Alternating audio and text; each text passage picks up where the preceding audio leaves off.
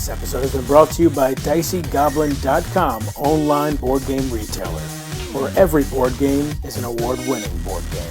Hey everybody, welcome to Board Online, Board Offline. Today we're bringing you my top 10 plus one all-time most played games. And this goes back to June of 2014. That's when I started keeping track of my plays. So missing about a year and a half, 2 years worth of plays. But anyway, that's what we're going to do. So let's get right into it. And right now, this is game number 11 on that list, Forbidden Island. The first time I played this game was October 1st of last year. And we've gotten 10 plays in since then of Forbidden Island. It is a really cool... for those of you who don't know, it's made by the same guy that made Pandemic. This was basically I believe his first follow-up to Pandemic. And it's got a lot of very similar mechanics or mechanisms as Pandemic does. You're drawing from this deck to get treasure cards, and there's certain event cards in the deck as well, helicopter lift and also sandbags. But you get these treasure cards, and when you get 4 of these treasure cards, then you go to the spot on the board that has that particular treasure symbol. You turn in the cards, and then you get that treasure. Once you have all 4 treasures, then you have to get back to Fool's Landing, and you use the helicopter lift card to get off the island. Well, the entire team has to leave the island at the same time. While you're doing this, you start flipping over tiles, and you can see one side is not flooded, the other side is flooded. And the way these get flipped over is you have this deck, which would be kind of the same thing as the infection deck in Pandemic. And so if, for instance, you pull up Howling Garden, you flip over Howling Garden from that deck, then you find Howling Garden right here, and it gets flipped over to that side. Now, eventually, you're going to get a card in the treasure deck that's called the Water Rises card. If you get that card, you have to shuffle everything back up in the flood deck, put them back on top, and then you start drawing cards that you've already drawn before. If Howling Garden got drawn again, it was still flooded, then it would be pulled off the board, and that part of the island would be sunk into the abyss forever. So it's a great game, a lot of fun. You got 6 different roles that you can play as. It's up to 4 players though, so you can't have all 6 roles in the game at the same time. Adjustable difficulty level. You can start down at novice or all the way up at legendary. I've beaten elite once, I think, never beaten legendary. So take that for what it's worth. That is Forbidden Island. All right, number 10 is Timeline. And this game I played for the first time March 14th of 2015. And we've played it 11 times. Now you can see that this is the Timeline Diversity box. I've actually got Timeline Discoveries in here, as well as Timeline... there's one other that I've gotten here. I can't remember exactly which one it is. I feel like it's one of the historical ones.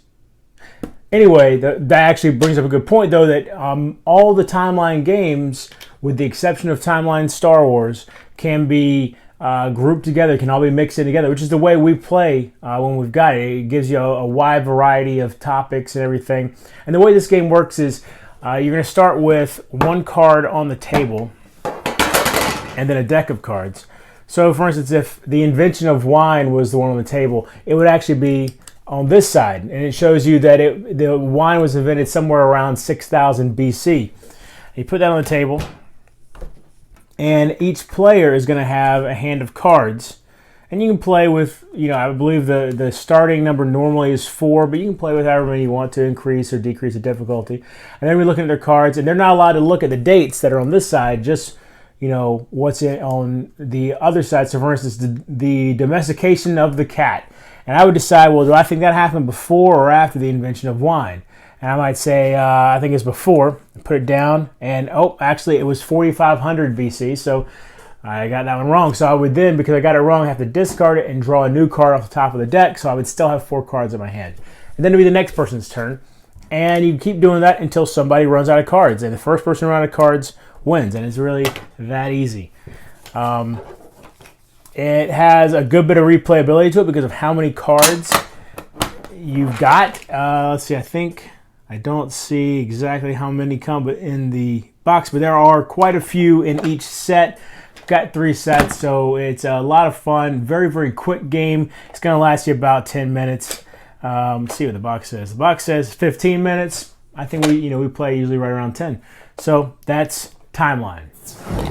Number 9, Pandemic Legacy. And I tell you what, this game would be higher on the list if either we had gotten it earlier or we hadn't just had a baby. One of the two. Got it October 13th, 2015. So very soon after it came out. We got 12 plays in prior to my new daughter being born. Prior to our new daughter being born. And we were loving this game, but it's just a little bit much for my wife to get back into at the moment. We will get back into it soon. We are all the way into August because we had 12 plays. It is an experience unlike any that we've had. It is, oh man, well, I don't even know what to say. Basically, if you are intrigued at all by the Legacy format, this is the game to prove to you whether or not you're going to like it. Unless you hate cooperative games, of course. But every new month that we go into brings out a new challenge, and there's so many things. Let me see if I can show you anything inside this box. Well, I can show you this, because this is something that you get from the beginning of the game. This sticker sheet right here are stickers that go on the board as you play the game or on the character cards as you play the game, because you have to actually name the characters. You have a lot of the characters that you know from Pandemic, the scientist, the dispatcher, but you give them names because it is entirely possible, if you're not careful with them, that they will actually die and get killed, and then you have to rip up their card and never use them again. And the first time we lost a character, it was pretty painful. I believe it was, actually, I can't even tell you which character it was because it's one that you get later on in the game that you don't start with. So I don't want to spoil anything for you. There's just so much this game has to offer. We cannot wait to get back into it. And if you have not given it a shot, I don't know what you're doing. It is... I truly believe every gamer needs to try a Legacy game at least once just to feel it out. And if you're one of these people that feels like Legacy games are the bane of the gaming existence and that they're going to ruin board gaming, well, get off my lawn, I guess. I don't know what to tell you, because that's really... A genre of games is not going to ruin the rest of board gaming. But you know what? That's a topic for another time. Number 9, Pandemic Legacy. It'd probably be much higher if we'd had the opportunity. Okay, technically, I guess it's tied for 7. So this is 7 and 8. Star Wars Imperial Assault is tied with Lord of the Rings, the card game. Now you'll see Lord of the Rings, the card game is not here with me. Both these games got 14 plays. The reason, let's see, this one, I started playing May 28th of 2015. Lord of the Rings, the card game, got its first play December 29th, 2014. The reason I don't have Lord of the Rings, the card game, is for anybody who has watched any of my previous videos and watched that series, you know that I started out really enjoying Lord of the Rings, the card game, quite a bit. And I do fault myself maybe a little bit for not fully understanding that a living card game, especially a cooperative living card game, is basically a pay-to-play format. The way Lord of the Rings is set up is that you are going to have some significant difficulty beating the campaign. I use the word campaign lightly because there's only 3 missions. Beating the campaign in the first box with the cards they gave you in the first box. You pretty much have to buy additional cards to beat it. And because of that, I didn't want to be a part of that system, that game, which is unfortunate because it really did have a lot of cool things to offer, but I actually have traded that one away. Star Wars Imperial Assault, on the other hand, I absolutely love. You can watch my series on this one. I've got how to play videos, all kinds of stuff, full review. This one, like I said, also 14 plays. We're playing through the campaign right now with one of my game groups. I do not have any expansions yet. I'm going to wait till I finish this campaign before I move into some expansion campaign situations. So The cool thing with the Imperial Assault campaign is this. There are multiple, it's kind of branching storyline, and based on which side wins one mission, you'll go to a different mission after that. So if the Imperials win, you go one way. If the Rebels win, you go a different way. On top of that, you have side missions in between the campaign missions that can give you specific items and some for individual characters, or you will gain allies such as Han Solo, Chewbacca, stuff like that through the side missions. There's just so much going on here. There's so much. There's tons of equipment that you earn. You know, you're gaining experience as you go along. I do kind of wonder how much of a runaway leader situation there is. We have a guy who is just killing us as he's the Imperial, we're the Rebels. It's pretty clear that the Rebels are not using the best tactics for the game, but we're working on that. Hopefully we can fix that in some of the upcoming games, but that is Star Wars Imperial Assault. Next up, we've got this awesome little game, Sushi Go, which is the pick and pass card game, which is, I guess, GameRight's mainstream way of calling it a drafting game. And this has some of the coolest artwork, some of the coolest little artwork. I mean, it's just cute artwork is what it is. But all your sushi has faces, which if you think about it would actually be pretty disturbing if your sushi had faces and stuff like that, but in real life. But so 16 plays since November 1st of 2015. We have really enjoyed this as a family. This is a game that my daughter loves. This is a game that my wife loves. The chopsticks have faces too, and I hate getting stuck with a chopstick at the end of the round because they give you no points. Which, by the way, is a strategy that my entire family uses. All of us are trying to stick somebody with the chopsticks at the end of the round, which is probably a strategy a lot of people use, but it gets kind of cutthroat around here. We have... when this game first showed up, I was hoping it would be something that we could maybe just take on travels and stuff. It turned into a game that we actually, I find my wife or my daughter both requesting it frequently, which is fine with me because I really enjoy the game so much. It is definitely portable. I mean, you saw how big the box is. It comes in a metal box, which is good for traveling. I think that if you like drafting games at all, and nothing, if you like drafting games at all, then Sushi Go is a game you need to try because it's very quick. It lasts about 15 minutes at the most. 15 minutes, and that's because you do 3 rounds. So each round is going to be about 5 minutes, but you do 3 rounds, and whoever has the most points at the end of 3 rounds wins. 2 to 5 players, ages 8 and up. By GameRight Games, I think that you absolutely should give this game a try if you haven't before. It's a ton of fun. Sushi Go. Number 5 is Rampage, or as it's currently known, Terror in Meeple City.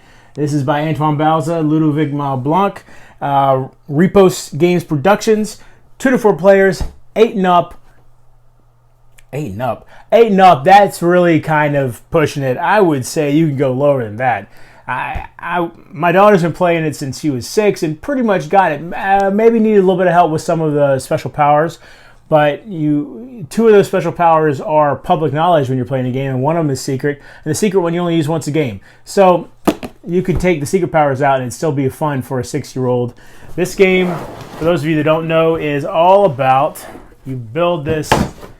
you have a board where you build a building on the board and you have all these meeples inside of it. Let's see. So see, here's some of the floor plans, and you stack them up, and the meeples are the pillars that support the buildings. Right here, you have all these meeples in here, and I have the ones that are stickered.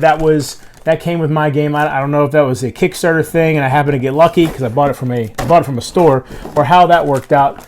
But you don't expect to get the stickers all the time.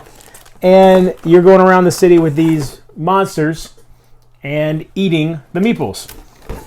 You're also fighting each other and that sort of thing. You can throw vehicles at each other, you know, fire trucks and stuff. It's just it's a dexterity game because the way you move around is you have these a little disc that represents the feet of your monster, and you flick the disc to move around the board. You're knocking down buildings, meeples are flying everywhere, all this kind of stuff. It actually has a built-in mechanism to clean up the meeples as they fly everywhere, because if they get off the board, they're considered runaway meeples, and you have a separate track that you put runaway meeples on, and if you get too many of them, then bad things start happening for the monsters. So anyway, Terror Meeple City is how you'll find it now. Rampage is how it used to be. A lot of fun for the family. It is not a game that I would necessarily pull out myself, but it's also a game that I really enjoy playing when it's requested.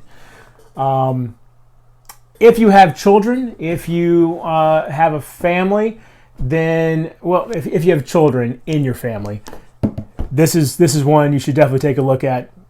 Again, you have to find it as Terror Meeple City now, and just a ton of fun for children of all ages 6 and up. You can try a little bit younger, but they might start eating the meeples themselves, because the monsters are not a good example for little kids, because little kids shouldn't put meeples in their mouth. They might choke. It's not a good thing. Thunderstone Advance. Now this is obviously the Worlds Collide box. I also have Numenera.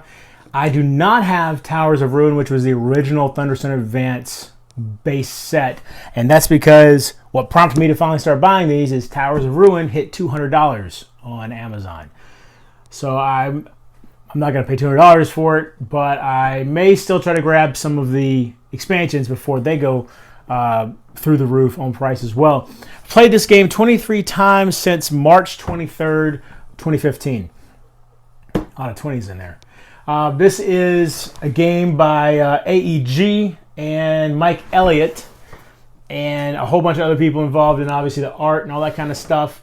From 1 to 5 players, I would not recommend playing this with 5 people. I think I haven't done it with 5. I have not played it with 5, but 4 people is the most I've played with, and those games go pretty long, and a lot of time between, or it can be a lot of time, downtime between your plays. So I'd say 4 is probably the max.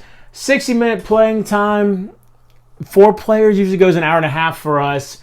Ages 14 and up. That I would say is accurate. This is definitely a lot of text on the cards. Definitely too much for my 8-year-old for sure. I would say 14 is probably about right. And to give you an idea, these came with Numenera. I never used. We used them once or twice, and then we stopped using those. Those are some location cards. But you can see in here tons of cards, and they've got these dividers, which makes it very easy to keep track of what's in here, because with this many cards, having to bag them or something like that would be terrible. And the game comes with, you've got these foam things to help keep track of it, but basically you've got heroes. Who is this? Enhanced Strong Glaive. Is that this? Uh-oh, I've already lost where he goes. There he is. Okay. So this is one of the heroes. This is a level 3 hero right here. You start off with no heroes at all. Actually, you start off with just some soldiers that are called regulars, and then you're going to slowly start purchasing heroes. You start off purchasing level 1, and you can upgrade from there. You gain experience by fighting monsters. You have monsters such as, let's look here.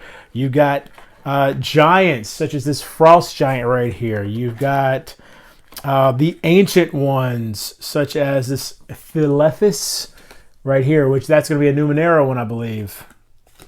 Yes, and they're on a track along the top of the board.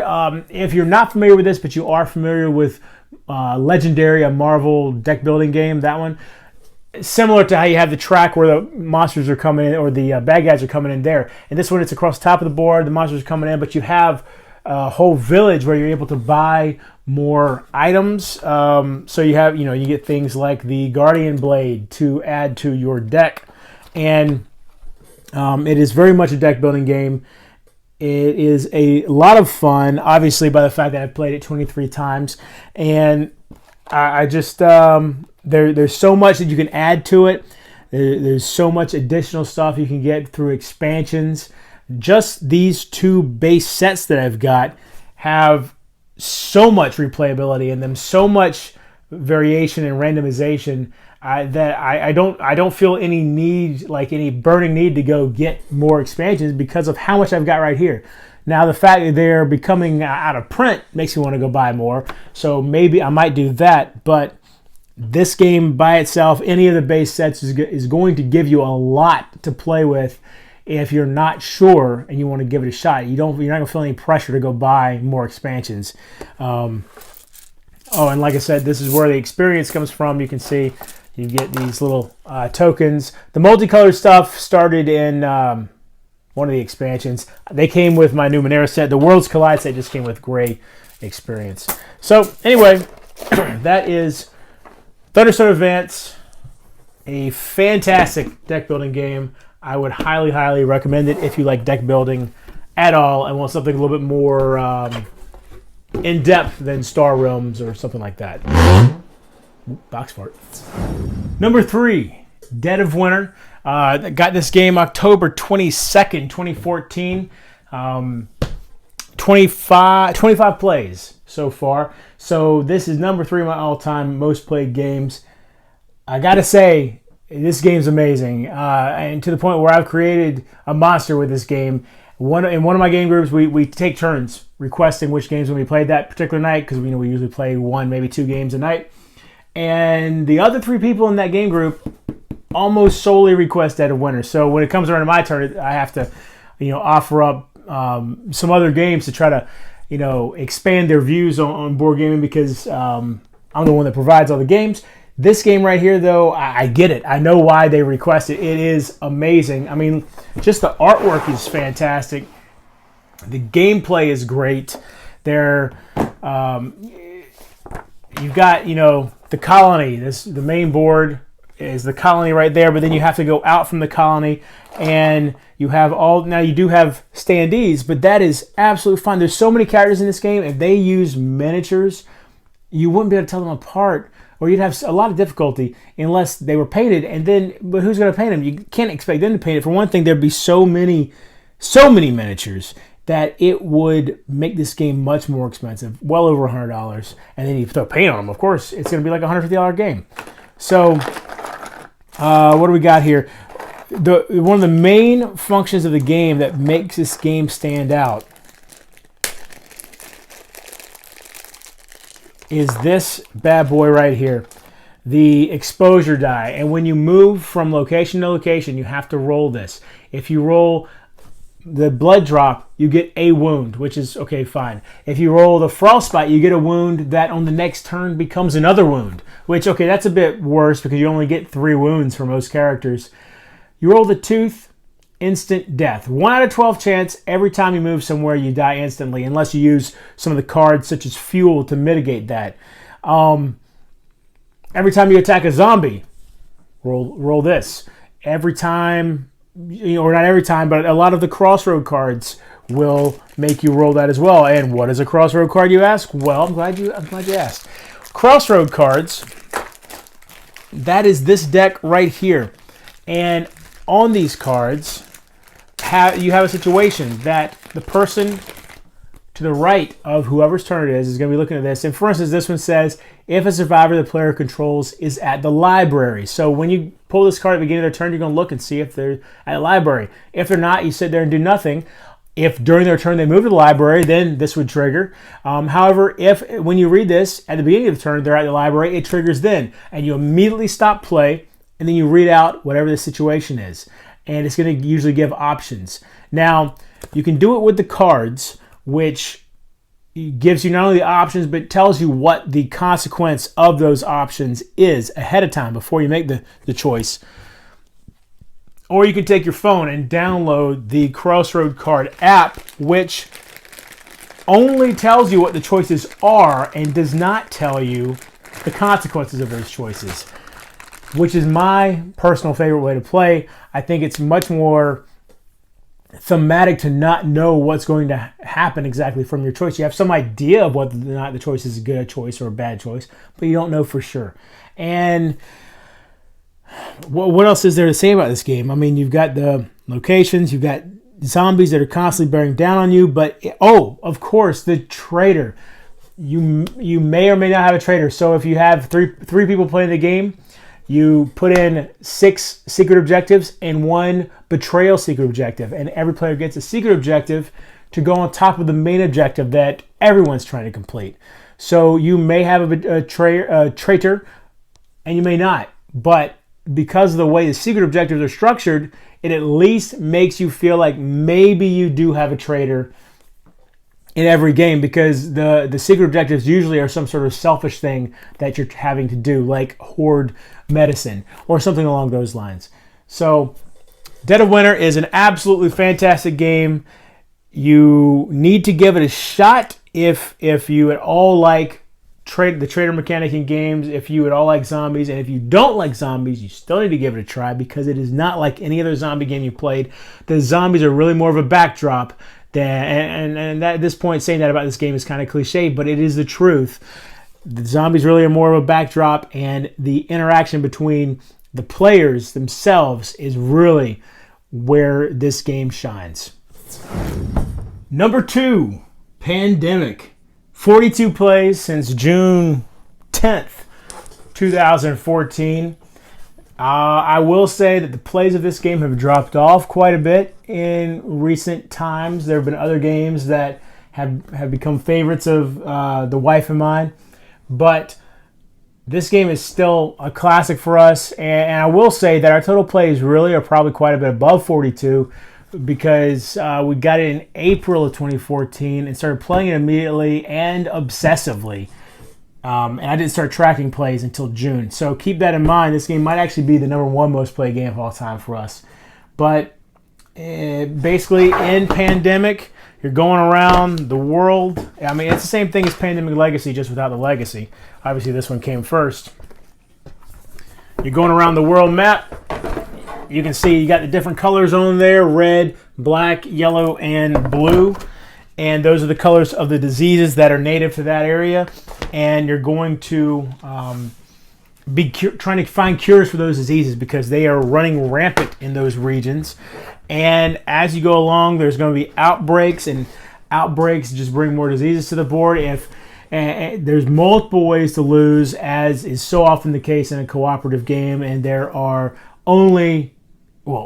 only one way to win: find 4 cures, to cure each of the 4 diseases. When it comes to cooperative games, I feel like this one shines as an excellent game to bring people into the hobby. You got to gauge them a little bit. It is going to feel a little overwhelming to some people, because that's how Pandemic is supposed to feel. Seasoned gamers are supposed to feel overwhelmed by it. If you're playing on the right difficulty level. If you play on the base difficulty level, you definitely can see people who are not used to this type of board gaming get overwhelmed pretty quickly. There's really not that many actions that you can do on each turn, or choices of actions you can do on each turn, but it's still something that just inherently the way the game works, it's supposed to feel like you're going to lose at any moment, and that might not be good for brand new gamers. Forbidden Island, also by Matt Leacock, it might be a better choice. You still have that feeling of imminent danger, but it's not quite as overwhelming for some reason. However, Pandemic, it's so good. I mean, you can see all these awards down at the bottom of the box that it's gotten. If you haven't played this game, I don't know what you're doing. I don't know why you haven't at least given it a shot. If you don't like it, fine. Because some people, cooperative games are not their thing. I get that. You got to watch out for that alpha game when they're playing these cooperative games. But it is... let me put it this way. The only way I can really describe how much we've enjoyed this game is when I first got the game, had not played it yet. It was right before I got married. We took it on our honeymoon. That's where we played it the first time, and we played it obsessively during the honeymoon. So if that gives you an idea how good this game is, well, that right there should say everything. Pandemic, get it, play it. And finally, my #1 most played game is Ultra Pro Deck. Star Realms. My #1 all-time most played game is Star Realms. Played 49 plays of this game since November the 23rd, 2014. You want to talk about getting obsessed. This one, the wife and I, we are almost exactly 50-50 on the wins for this game. I believe that I have one more win than her right now, but we also have played an odd number of games. So obviously, one of us is going to have one more win. It would not surprise me if the next game that we play, she wins that one, and it stays at that 50-50 mark. It's pretty impressive how even we've been on this and how much fun we've had with it. I mean, that's a ton of plays. That's a ton of plays for a $15 game, I think is what the MSRP is on Star Realms. This is a small deck building game. The original the reason I have it in this is because I sleeved it and I've got all the Crisis expansions and the what's the other one called? The Gambit expansion in here. And that's not going to fit inside the main box, obviously, because the main box is about this big. It has exactly enough room for the base set. And when you get it, it takes up just a little bit of table space. It is a very fast-paced deck building game. Takes about 15 minutes. 2 players. There are rules for more than 2 players. I have no interest in trying that. They seem, and this is again without me playing them. They seem clunky and they seem like, I don't know. It didn't seem interesting to me. We play 2 players. That's the only way I've ever played it, and it is awesome as 2 players. I know it can feel a bit like a tennis match I've heard described, where it's just back and forth, back and forth. You heal and then do damage, and you heal and do damage. Well, eventually that culminates in massive damage being thrown back and forth, and somebody is going to lose. And there's definitely strategy to the game, because there is a very active tournament scene for this game, and the online game has a lot of people that play constantly and has very active leaderboards, but with people who are the best maintaining consistently that they are the best. It's obviously not a luck-based game. I mean, there's some luck, but it's primarily a skill-based game. You've got 4 different factions that you build into your deck. Obviously, both players start with the same deck of crappy cards, and then you buy better cards and you get rid of the crappy cards until you have a nice, lean machine of a deck that can just pummel your opponent. Again, a portable game. So, there have been a lot of games that have come up during this list that are fairly portable, and there's a reason why they made it on the list, because we're able to take them places and play them with people who, or at least in places, if not with people, when we're away from home. I don't know what else to say about Star Realms, except that it's got great artwork. It's a lot of fun. I have not played Colony Wars, which is the new base set that just came out. But I don't know. I don't feel a whole lot of need to go get that one. I might get it eventually. But what I've got right here is enough to keep us entertained for a long time. I don't expect to see this one drop off the top of this all-time list. I would say that most likely this one will still be number 1 come next year for the top 10 plus 1 games of all time, played games of all time. So there you have it. Those are my top 10 plus 1 all-time played games. Let me know what you think of the list. Let me know if there is anything that you were surprised to see on the list. If there was anything that you were surprised not to see on the list. I'm going to be putting out my year in review, which I do based on my channel's year. That'll be in July. So we'll see what games have gotten played a lot during the year, during just this particular year, which could indicate maybe what's going to happen on this list next year. Like I said, please leave any questions or comments in the comment section below. You can find me on Twitter @boredonlineboardoffline. I'm on BGG. There's a guild on BGG. Go join that up. The description will be in the description below. And check me out on Board Game Blender. And until next time, if you're bored online, board offline.